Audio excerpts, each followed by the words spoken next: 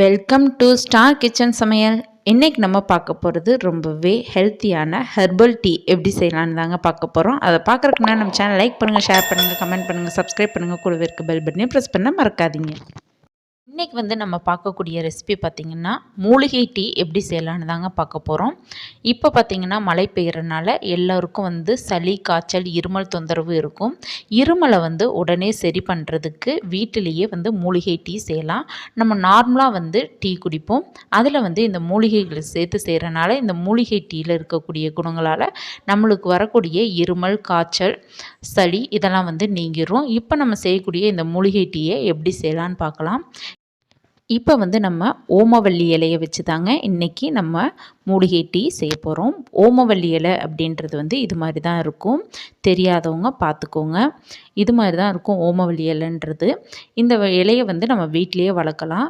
நம்ம இதுக்கு தண்ணி கூட நம்ம ஊற்ற தேவையில்லை. ஆட்டோமேட்டிக்காக அதாகவே தானாகவே வளர ஆரம்பிச்சிடும். சின்ன துண்டாக நீங்கள் கட் பண்ணி வச்சிங்கனாவே போதும், எல்லா இடத்துலையும் பரவ ஆரம்பிச்சிடும். ரொம்ப ஹெல்த்தியானது இந்த ஓமவல்லி இலை. இப்போ நம்ம டீ போட்டுக்கலாம். டீ போடுறதுக்கு ஒரு 2 கப் அளவுக்கு பால் சேர்த்துருக்கேன். ஒரு அரை கப் அளவுக்கு தண்ணி சேர்த்துருக்கேன். நார்மலாக நீங்கள் என்ன டீ தூள் சேர்க்குறீங்களோ அந்த டீ தூளை நீங்கள் சேர்த்துக்கலாம். 2 கப் அளவுக்கு பாலுக்கு ஒரு அரை ஸ்பூன் அளவுக்கு டீ தூள் சேர்த்துக்கலாம். இப்போ இதில் சிறு துண்டு இஞ்சி, ஒரு 2 ஏலக்காய் இது எல்லாத்தையுமே சேர்த்துக்கலாம். சேர்த்துட்டு நல்லா கொதி வரணும். கொதி வந்ததுக்கு அப்புறம் தான் நம்ம இதில் ஓமவல்லி இலையை சேர்க்கணும். கொதி வர்றதுக்கு முன்னாடியே நீங்கள் சேர்த்துட்டிங்கன்னா பால் திரிஞ்சிடும். அதனால் நல்லா கொதி வந்ததுக்கு அப்புறம் நீங்கள் ஓமவல்லி இலையை இதில் சேர்த்துக்கோங்க. நார்மலாக நம்ம எப்படி டீ போடுவோமோ அதே மாதிரியே தான். ஆனால் இதில் நம்ம ஓமவல்லி இலையை நம்ம சேர்த்து போடுறோம். ஆனால் நீங்கள் கொதி வந்ததுக்கப்புறம் தான் ஓமவல்லி இலையை சேர்க்கணும். முன்னாடி சேர்த்திங்கன்னா பால் திரிஞ்சிரும். இது நல்லா கொதி வரணும். ஒரு 5 நிமிட்ஸ் நல்லா கொதி வந்துச்சுன்னா தான் அந்த ஓமவல்லியில் இலையில் இருக்கக்கூடிய சாறு எல்லாமே அந்த டீயில் இறங்கும்.